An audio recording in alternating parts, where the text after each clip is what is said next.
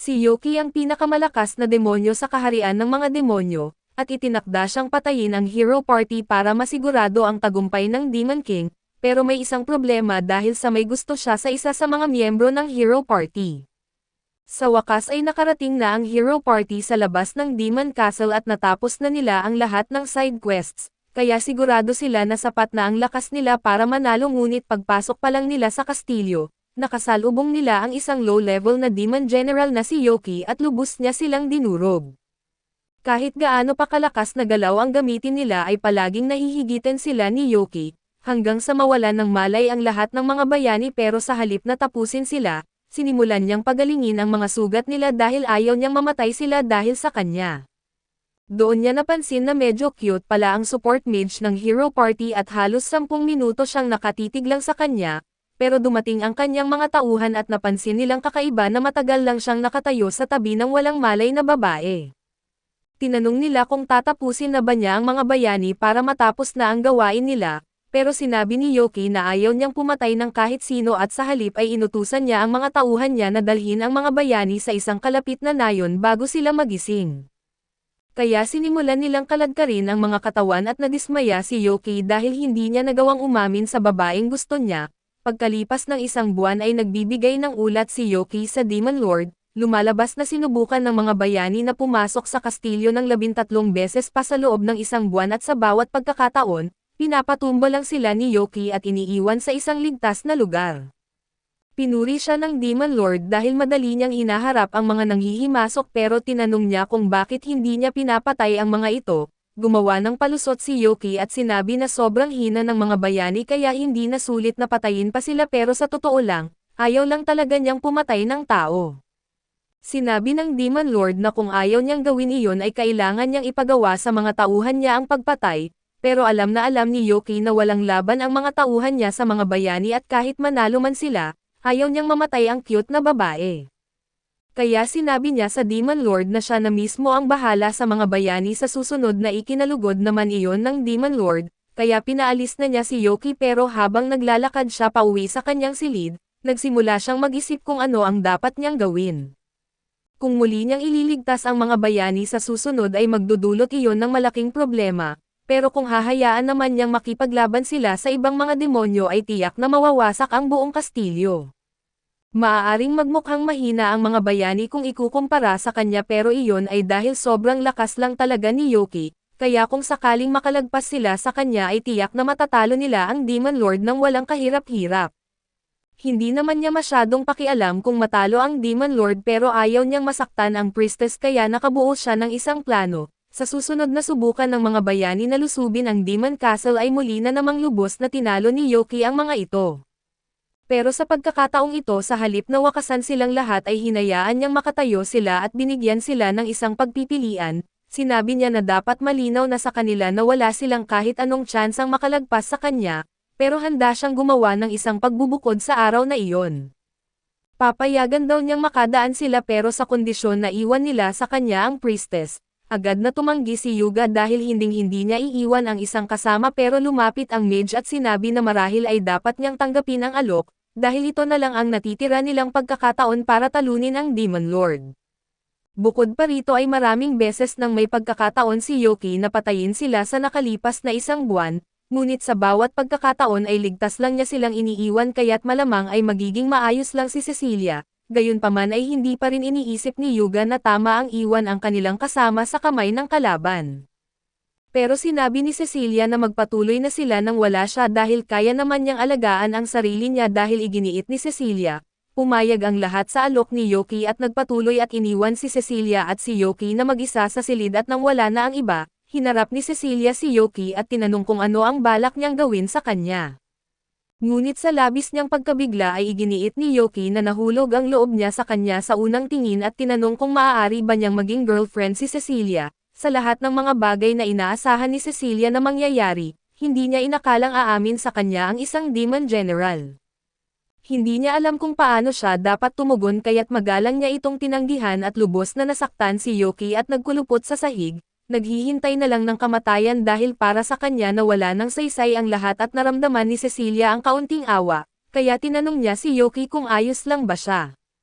Ngunit bigla niyang naisip na baka isa lang itong panlilinlang para pababain ang kanyang shield kaya itinaas niya ang kanyang cetro at itinuro ito kay Yoki, ngunit nakapagtataka at hindi man lang siya gumalaw at nanatili lang na nakaupo at tinanong siya ni Cecilia kung bakit hindi siya lumalaban. Sumagot si Yoki at iginiit na wala ng saysay at ang tanging mahalaga na lang sa kanya ay ang maipahayag ang kanyang nararamdaman, at dahil tinanggihan siya na handa na siyang mamatay na alam niyang ginawa niya ang lahat ng kaya niya. Iniisip pa rin ni Cecilia na niloloko lang siya nito ngunit binanggit ni Yoki na talagang pagod na siya sa ganitong buhay. Bilang isang Demon General ay napipilitan siyang bantayan ang silid na iyon sa lahat ng oras at ang tanging pagkakataon lang na pinapayagan siyang lumabas ay para sa lakayin ang mga nayon ng tao, at ayaw niyang gawin ang mga ganoong bagay. Isa man siyang demonyo ngayon at iyon ay dahil lamang sa siya ay na-reincarnate sa mundong ito, kaya sa loob-loob niya ay tao pa rin siya at dahil doon ay tinanong ni Cecilia kung bakit niya piniling paglilingkuran ang Demon Lord, dahil sigurado siyang sa lakas nito ay kaya niya itong patayin kung gugustuhin niya. Sinabi ni Yoki na naisip niya iyon pero napagtanto niya na kung papatayin niya ang Demon Lord, automatiko siyang magiging bagong Demon Lord at mas magiging masama pa iyon para sa kanya, kaya pinili na lang niyang mabuhay bilang isang low-level na bantay para maiwasan ang mas malaking pinsala hanggat maaari. Ang buhay niya ay puno ng lungkot at hirap ngunit nagbago ang lahat nang makita niya ang mukha ni Cecilia. Kahit isang buwan pa lang niya siyang kilala at oo ay karamihan ng panahong iyon ay ginugol niya sa pagpapabagsak sa kanya, iyon pa rin ang pinakamagandang buwan sa buong buhay niya bilang demonyo. Ngayong tapos na ang lahat at wala na siyang pakialam kung ano pa ang mangyayari sa kanya, sinabi ni Cecilia na itigil na niya ang pagsasalita ng ganoon dahil kung tunay ngang tao pa rin siya sa loob, gaya ng sinasabi niya ay hindi pa huli ang lahat para mabuhay siya ng isang makabuluhan at masayang buhay. Makalipas ang ilang araw ay matapos matagumpay na talunin ng Hero Party ang Demon Lord, bumalik sila sa kabisera kung saan pinasalamatan sila ng hari sa kanilang matapang na paglaban at ipinahayag ng hari na ang susunod na 3 araw ay ilaan sa pagdiriwang ng mga nagawa ng Hero Party. Ngunit kasabay nito sa labas ng lungsod ay kagagaling lamang ni Yoki at naghahanda ng simulan ang kanyang bagong buhay bilang isang tao. Binigyan siya ni Cecilia ng mga direksyon kung paano makarating dito kaya't ngayon, ang kailangan na lang niyang gawin ay makikihalo bilang isang tao para makasama niya si Cecilia. Ngunit bago iyon ay kailangan muna niyang tanggalin ang kanyang sungay at tiyak na magiging masakit iyon. Habang ginaganap ang parada para sa mga bayani ay nagtungo si Yoki sa Adventurers Guild at nagtanong kung paano magparehistro. Naiinis ang lalaking nasa counter kay Yoki pero hindi dahil ayaw niya rito, kundi dahil tamad siya at gusto niyang matapos ang araw na walang ginagawa at dahil gustong magparehistro ni Yoki, kumuha siya ng registration form at ibinigay ito sa kanya para punan. Matapos punan ni Yoki ang form ay inaasikaso ito ni Clayman at gumawa ng guild card para sa kanya. Ipinaliwanag niya na magsisimula si Yoki sa F-rank pero maaari siyang umangat hanggang S-rank sa pamamagitan ng pagtapos ng mga quest at pagtaas ng kanyang reputasyon. Nang kumpirmahin ni Yoki na naiintindihan niya ang mga patakaran ay ibibigay na sana ni Clayman ang guild card, ngunit bago iyon ay binalaan niya si Yoki na napakalaking abala ang pagre-reissue ng mga card na iyon. Kaya mas mabuti raw na huwag niya itong mawala na lalo na sa loob ng susunod na 3 araw. Dahil si Clayman lang ang naka-duty hanggang matapos ang Hero Festival, ayaw niyang maabala sa lahat ng problemang administratibo at nangako si Yoki na mag-iingat siya. Kaya kinuha niya ang kanyang card at lumabas para tapusin ang ilang misyon. Pagsapit ng pagtatapos ng araw ay nakalikom siya ng sapat na pera at hindi pa niya nakikita si Cecilia, pero ang plano niya ay magtrabaho muna bilang isang adventurer at maging matagumpay hanggang sa maging karapat-dapat siya kay Cecilia. Kapag nagawa na niya ang lahat ng iyon at muling umamin ng nararamdaman, sigurado siyang tatanggapin na siya nito at sa mga sumunod na araw ay palaging bumabalik si Yoki sa guild para kumuha ng napakaraming quest, at nagsisimula na siyang mapansin dahil nagugulat ang mga tao sa bilis ng pagtaas ng kanyang ranggo. Ngayon ay kukuha na naman siya ng 5 quest kaya't diretso siyang lumapit sa mesa ni Clayman at hiniling na iproseso ang mga iyon. Ngunit nainis si Clay dahil hindi niya maintindihan kung bakit patuloy na sa kanya dinadala ni Yoki ang napakaraming trabaho, gayong may isa pang receptionist sa tabi. Sinabi ni Yoki na napalapit na ang loob niya kay Clay lalo na't mabilis nitong napoproseso ang lahat ng quest form na dinadala niya subalit dahil doon, Nagsisimula ng magtaka si Clay kung sino talaga si Yoki at dahil imposibleng magawa ng isang ordinaryong baguhan na may taas ang ranggo mula F hanggang D sa loob lamang ng isang linggo. Medyo nag-alala si Yoki dahil hindi niya inakalang ang sobrang pagsusumikap ay maaari pala siyang mapahamak, ngunit wala namang balak si Clay na imbestigahan siya at masyado itong matrabaho at hindi naman krimen ang mabilis na pagtaas ng ranggo. Kaya walang dahilan para mapahamak si Yoki dahil doon ay naramdaman ni Yoki ang ginhawa ng marinig iyon, ngunit bago pa matapos ni Clay ang pagproseso ng mga quest, lumapit si Cecilia at hiniling kay Yoki na kanselahin muna ang kanyang mga quest para sa araw na iyon. Masaya siyang makita muli si Cecilia pero halatang may seryoso itong gustong pag-usapan, kaya inimbitahan niya si Yoki sa kanyang bahay upang makapag-usap sila ng maayos at agad pumayag si Yoki. At pagdating nila roon pinapasok siya ni Cecilia at ipinaghanda ng isang tasa ng tsaa. Humingi ng paumanhin si Cecilia dahil hindi siya agad nakipagkita, ngunit sinabi ni Yoki na hindi niya kailangang mag-sorry dahil hindi rin naman siya gaanong nagsikap na hanapin siya.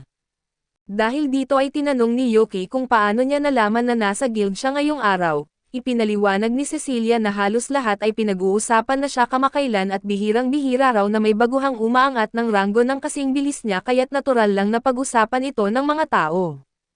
Nang marinig ni Cecilia ang mga chismis ay alam na agad niyang si Yoki iyon at dito na napunta ang usaping gusto niyang pag-usapan. Sinabi ni Cecilia kay Yoki na gusto niyang tumigil na siya sa pagiging isang adventurer at nabigla si Yoki dahil wala itong saysay sa kanya, pero alam niyang may dahilan si Cecilia.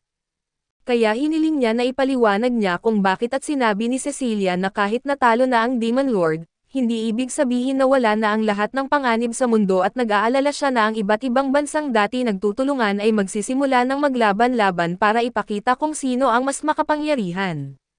May mga senyales na raw nito dahil maraming bansa ang sumusubok na ipadala ang kanilang mga prinsesa sa bayani upang magtatag ng isang pampulitikang kasal, para magamit siya bilang kasangkapan kapag dumating ang panahon ng digmaan.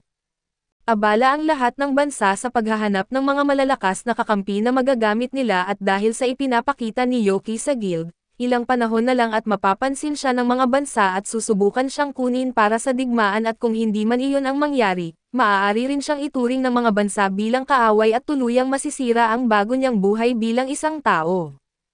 Kaya gusto ni Cecilia na tumigil na siya sa pagiging adventurer at naiintindihan ni Yoki kung bakit siya nag-aalala, pero kailangan din niyang magbayad ng mga gastusin at ang pagiging adventurer lang ang tanging paraan niya para kumita ng pera. Naiintindihan iyon ni Cecilia kaya sinabi niyang handa siyang kunin si Yoki bilang personal na empleyado, ngunit wala siyang sapat na pera para bayaran ang isang taong kasing lakas ni Yoki ayon sa tunay niyang halaga. Kaya't para mabawi ang kakulangan ay inalok niyang gagawin ang anumang gusto niya dahil hindi niya kayang ipagsapalaran na magamit si Yoki ng isang bansa bilang kasangkapan sa digmaan. Sinabi ni Yoki na itigil na niya ang pagyuko dahil walang kahit anong bansa ang makakapilit sa kanya na sumali sa digmaan, lalo na sa pamamagitan ng isang kasunduan o engagement. Total ang tanging taong handa niyang pakasalan ay si Cecilia at naramdaman ni Cecilia ang ginhawa ng marinig na hindi basta-basta magpapadala si Yoki. At kung sigurado siyang hindi siya maloloko ng kahit anong bitag ay sinabi ni Cecilia na malaya siyang magpatuloy bilang adventurer kung gusto niya, basta't subukan lang niyang manatiling low profile. Biglang may kumatok sa pinto at laking gulat nila nang malaman na ang dumating ay ang ina ni Cecilia. Nandoon siya dahil gusto niyang makilala ang kaibigang dinala ng kanyang anak sa bahay at tinanong niya si Yoki kung ikinwento na ba ni Cecilia ang tungkol sa kanyang love life. Nang mabanggit iyon ay agad na mula si Cecilia sa hiya ngunit nagpatuloy pa rin ang kanyang ina, marami na raw natatanggap na proposal si Cecilia kamakailan at lahat ng iyon ay tinanggihan niya kaya't tinanong ng kanyang ina si Yoki kung gusto ba niyang pakasalan si Cecilia. Gusto talaga ni Yoki na pakasalan si Cecilia pero sinabi niyang hindi pa ngayon dahil sa tingin niya ay hindi pa siya sapat na karapat-dapat, kaya kapag nakabuo na siya ng isang matatag na buhay, muli siyang aamin at si Cecilia na ang magpapasya kung gusto ba siyang pakasalan o hindi. Nagustuhan ng ina ni Cecilia ang sagot ni Yoki dahil kung agad siyang pumayag, hindi rin naman niya siya papayagan na pakasalan ang kanyang anak ngunit ipinakita ng sagot ni Yoki ang kanyang pagiging responsable, kaya sinabi niyang malugod siyang tatanggapin sa bahay nila anumang oras.